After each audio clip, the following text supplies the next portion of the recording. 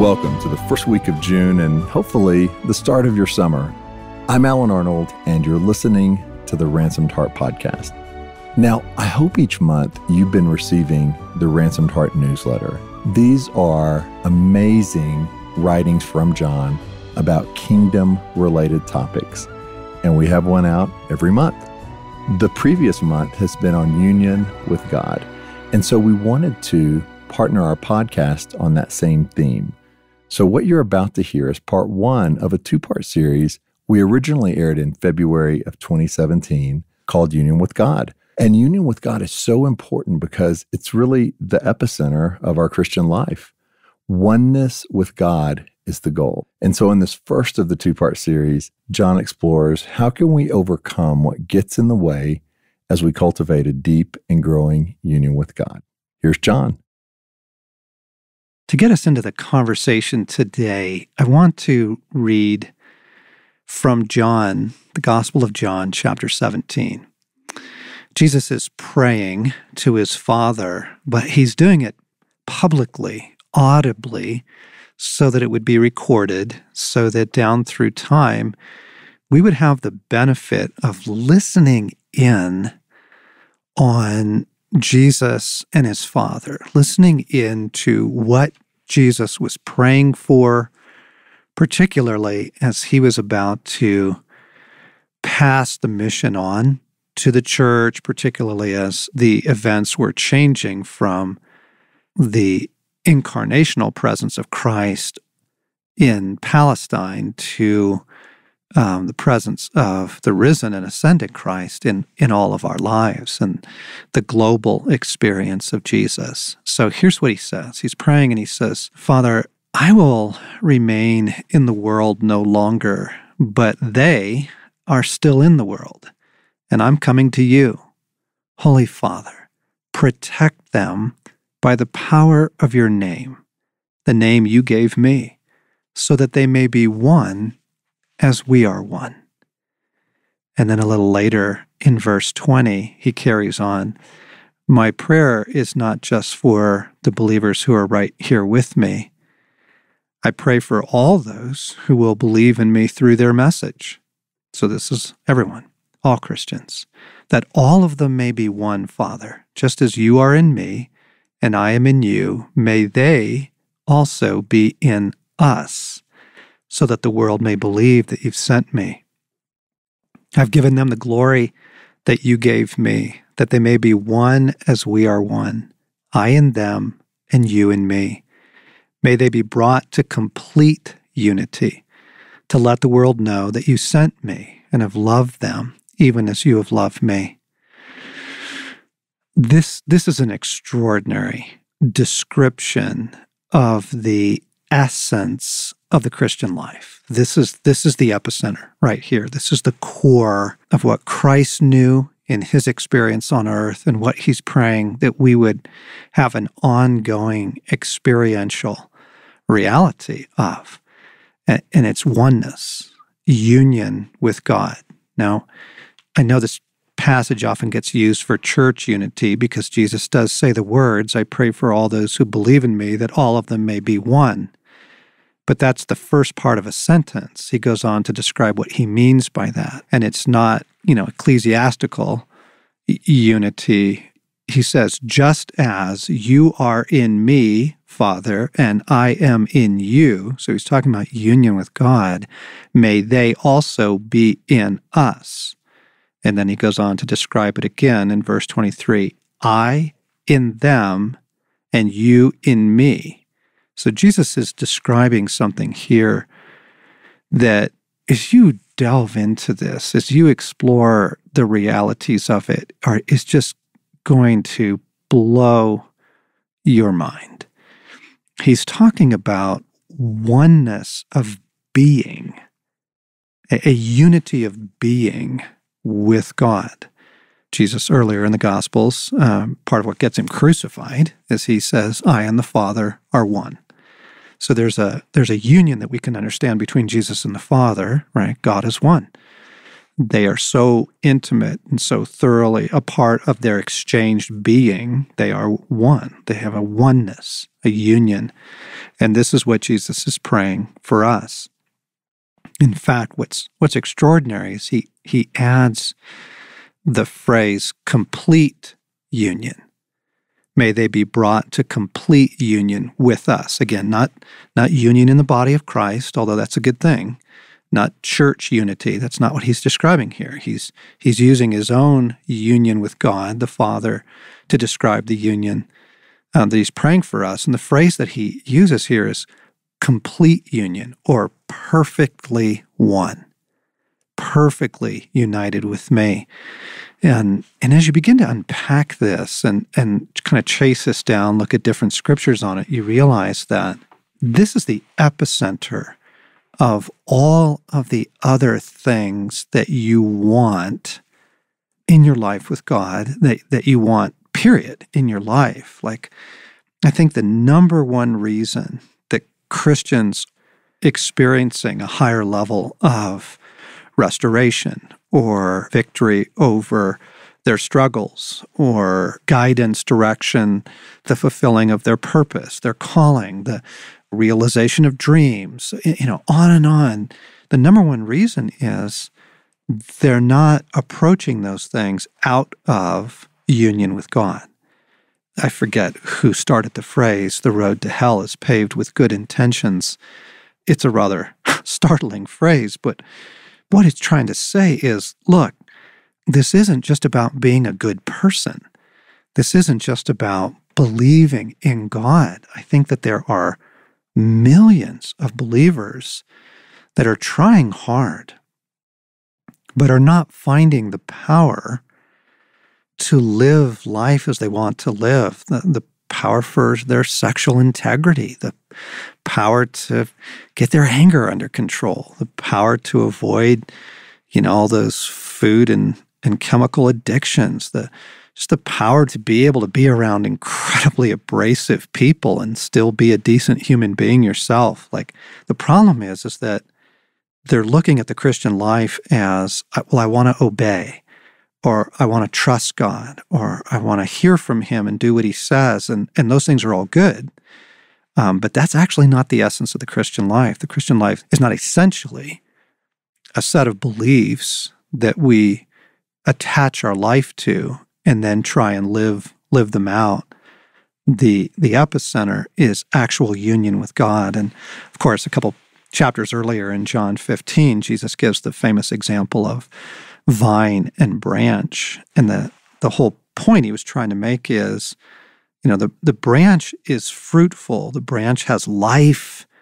The branch has energy. It has power to produce all kinds of goodness, leaves, and then blossoms, and then from the blossoms, fruit, because it's united to the vine. But as soon as you disconnect that branch from the vine, it's not going to go well for that branch. It's going to dry up. And I think for me, one of the most dramatic examples of this is the healing of the sick. What Christian doesn't have the longing for their prayers to bring healing for their loved ones or just the suffering in the world? We long to see a greater expression of the healing of the sick and the power that would do to be a witness to Christ. My goodness, what would that do for your family and your extended family if they actually saw the healing power of God? It's so irrefutable, and what would that do for people's hope and their faith? I think it's very apparent that no one's going to bring about healing on their own power. I think we all get that. I can't just walk in the room and lay my hands on someone and they get well out of my own power. We understand that healing takes place because God is there. Healing takes place because his power comes into the person. And the whole point of laying on of hands is, we become a vessel of the power of God into the sick person. And it's just a clear example of nobody's pretending that's going to happen because we did it. It's only going to happen because God is there. And so we're talking about the essential nature of the Christian experience is finding that your actual life, your being, your existence is developing a deeper and deeper union with the actual life, being, and existence of Jesus Christ and God our Father. I was reading in Oswald Chambers, and he says the salvation which comes from God means being completely delivered from the self-life, the independent life. And here's the important phrase, and being placed into perfect union with Him. Okay, so the goal is perfect union. That's right out of John 17. Completely one. Okay, not tangentially one, not occasionally one, not circumstantially one, but completely one. And Paul unpacks this powerfully in Romans 6, 7, and 8 when he talks about being united with Christ in His death, united with Him in His resurrection. And then in Romans 7, he says, you died with Christ so that you may be joined to Him.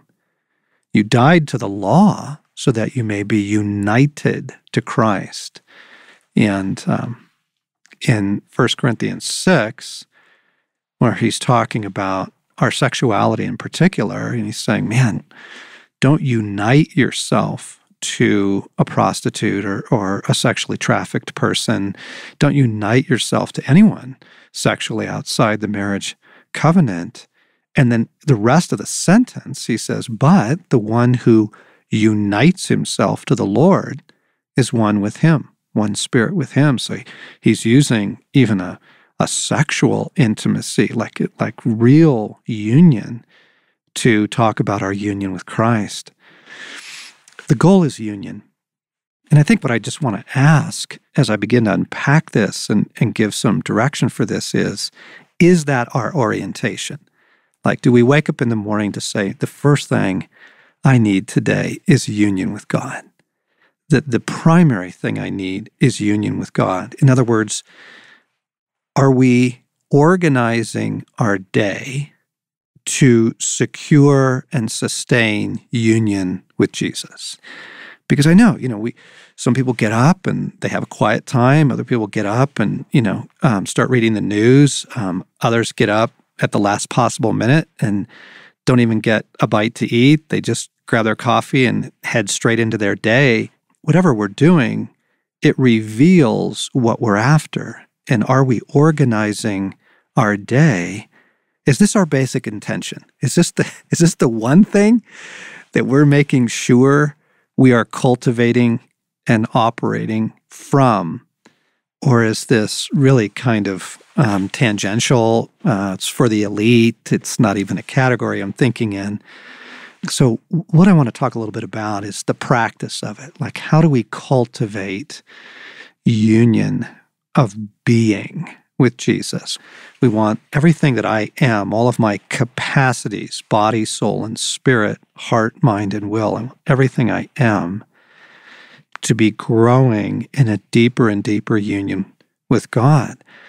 Because out of that is going to flow everything else that we've been hoping for, the freedom from our addictions and the power to bring Christ into situations and the clarity of guidance and mission, just the integrity of being, the holiness that we want, the freedom from the rage and the jealousy, all of that, all those other things are the fruit of life that is increasingly one with God through Jesus Christ.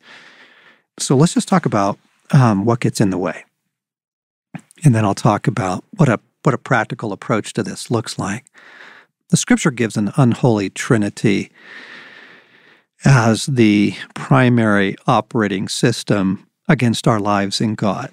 And it's the world, the flesh, and the devil. James says that's the unholy Trinity. Those three things are the kind of the structural alliance against everything that's of God and His kingdom in the world. The world, by which he's not referring to waterfalls and hummingbirds. He's not talking about the natural world. He's talking about the world that fallen man has created that has an energy to it, a pace to it, a value system to it, a culture to it, that is set against the soul.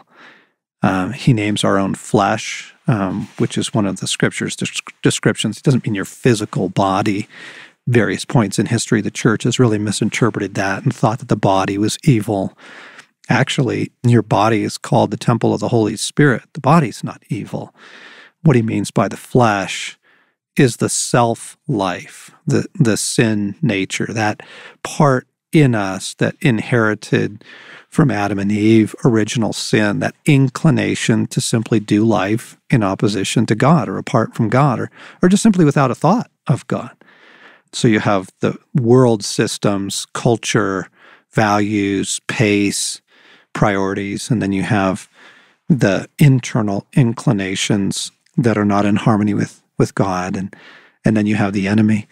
And they use different means to try and prevent or erode our union with Christ. So let's unpack just an example of how each of those assault or diminish, try and prevent, or try and erode what we're after, which is a deeper union of life and being and existence with the source of life, with God. I think the world's primary assault on the soul and on our union with God is simply pace. There are assumptions by which different cultures operate, but particularly in highly developed nations, where kind of the Apple logo is everywhere, where technology rules the day. The assumption is you're going to run at the pace of the world. You are going to maintain. You have to.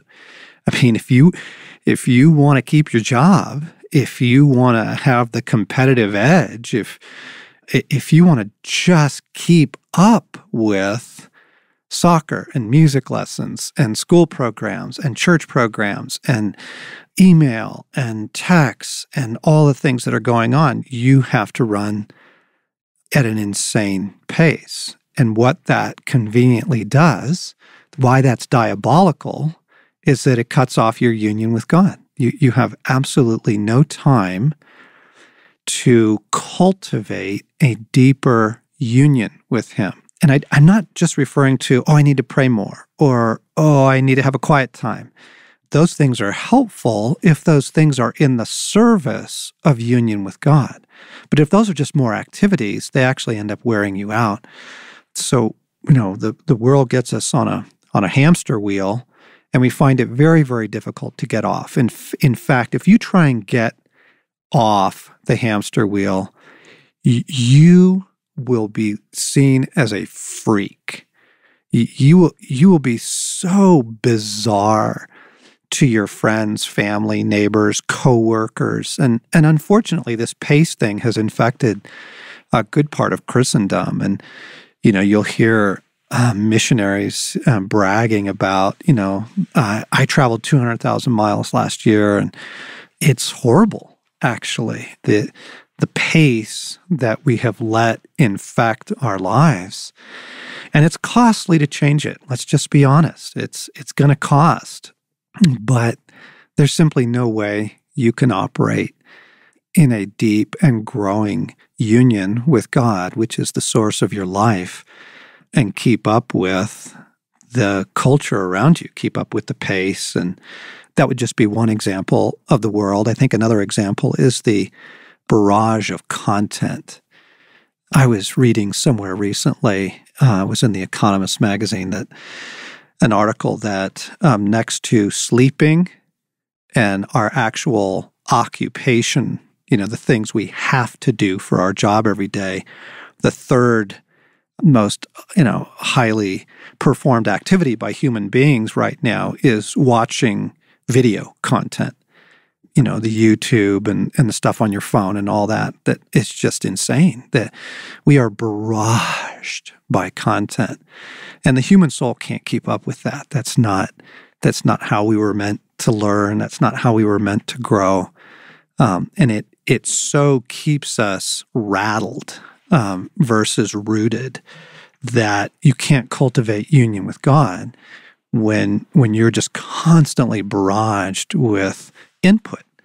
So those would be examples of the way in which the world is assaulting. And the obvious application is, well, if you want to fight that enemy, you're going to have to begin to detach yourself from the ways of the world and be willing, frankly, to pay the price. Now, the truth is, as soon as you begin to experience union with God, you're going to realize it's totally worth the price. And actually, you end up being a much healthier and productive human being. And you actually have a better marriage than your neighbors. And you have better health and a better life than the people at work. And you actually end up being a radiant human being. So, in the beginning, you kind of experience more of the cost side of it. But as you practice this, you realize, oh my gosh, like the world is mad. It's utterly mad. And the Wendell Berry quote is, to be sane in a mad time is hard on the brain, worse on the heart. But it's worth it because you can cultivate the existence, the life source, the perfect union. Our flesh, and again, I know it's, what we typically think is we think in sin categories, oh, that's my sexual stuff, or that's my, alcohol thing. And it is those things. But beneath that stuff, on a far more operational basis, kind of the more common expression of the flesh, it is just our assumed independence of God. We just live independently. We shoot up a few prayers and go into our day. We don't pray at all for weeks. We don't check in. We just have this natural, ingrained insistence in doing life on our own terms. And the flesh does not like to be interfered with, which is what that whole sacrifice thing was about, by the way. And it's also, I think, it's what's at the heart of tithing as another example. Tithing is not some huge expression of whether or not you're a follower of God. It's just a quick and easy cut straight to the quick of, does God get to say what you do with your money, or do you? It's so abrasive. It's just so irritating. It just cuts straight to the chase of kind of our standard operating assumptions, this learned independence. And anytime God intrudes into our lives, the first thing he encounters is this stubborn resistance to do life on his terms. That's the flesh. And then, yes, of course, it expresses itself in, all kinds of, bizarre ways, controlling, rage, anger, addictions. But, go back to the Old Testament story of the people of Israel leaving Egypt. So, this phenomenal rescue of their entire race has just taken place, and they're following God now to the promised land. And there's a pillar of cloud by day and a pillar of fire by night through which he's guiding them. But the story is hysterical because the cloud or the fire stops and starts at totally unpredictable and random times. Like they'll go 3 days and then they'll stop 3 weeks. And then they'll go a day and then they'll stop a month. And then they'll go and go and go and go and go and not stop. And it looks capricious. It looks sporadic. God knows exactly what he's doing. He is cutting to the chase of that human thing of, I want to do it my way on my terms. And so it's just a beautiful story of, will you follow me? Will you let me lead? However disrupted this may be. The other way that the flesh gets into the way of union with God, I think, is where we turn for life. Just where we turn for comfort, where we turn for solace, where we turn for a little something. I mean, you get home at the end of the day and you're fried. What's your natural tendency? What do you do with your fried? Very few of us make the intentional practice of, when I get in the door at night, the first thing I do is turn on worship and sit down and just let go of my entire day and rediscover my union with God. Some of us do. But most of us head to the refrigerator, we open a bottle of wine, we turn on television, you know what your stuff is. Like, we distract, we medicate, we anesthetize, and the reason that gets in the way of union with God is that you're seeking your life outside of Him. The things that bring you life are not primarily God and His kingdom. And so the world, the flesh, and then the enemy. And the enemy will, it really is an unholy trinity, because the three work together in cahoots with one another. Enemy attacks our intimacy with Christ in every way he can, often through accusation. You aren't in union with Christ. He's far away. It's one of his favorite ones. You're far away. It's another one of his favorite ones, making us feel disqualified from a life united to God. And then just the assaults that come in that cloud our perception of the living God. Like Paul says, in our Father, we live and move and have our being. Like, God is literally the reality all around us. But very few people perceive that. Very few people actually perceive the presence of the living God with them in their car, in their office, as they lie down at night. And the enemy's just fogging, veiling, clouding, kind of what we'll call shell shock or fog of war. You have all the specific attacks, but mostly it's just a numbness to the presence of God. And the good news is, friends, those three things are fairly easily dismantled, actually. If you will say to yourself, you know what? I know that what I need is union. It is an actual sustaining, united being with God. I know I need that. I need His life in me. I need His love in me. I need His power flowing through me. I need His mercy. I need His comfort. I need an actual bonding with God. I know I need that. Then you can begin to make some pretty simple choices to organize your day and your week, where you can turn the world out. You can crucify the flesh. You can shut the enemy down. Friends, I hate to stop here, but we need to. The truth is, this is so important, and it's so dense, it's so thick, that we just need to pause, let that sink in, think about that, and take this up in our next podcast with part 2. You've been listening to the Ransomed Heart podcast with John Eldredge, talking about union with God, talking about Jesus' prayer that we be perfectly one in our being with Him, with the living God.